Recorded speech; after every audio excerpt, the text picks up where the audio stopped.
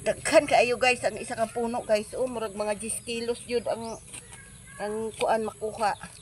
Napughay mo palit aning klasiha nga kuan. Luyang dilaw nga giingon nila. Okay. Daghan kaayo uy. Nagasanga-sanga naman di ay. Na ba kay mo palit ani kung naa mo kuan lang mo kay naa diri sa ako ang tanom daghan. Isa ka puno lang ni guys. Pati kadaghan. Usa po kay kagamitan ani no ning luyang dilaw. Nagtanom ra bang ko ani oh. Kadaghan uy kusog day siya ni mangunod na pa magay day oh.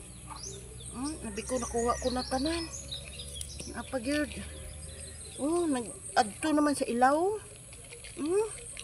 Daghan guys uy. Napa day diri sa ilaw oh.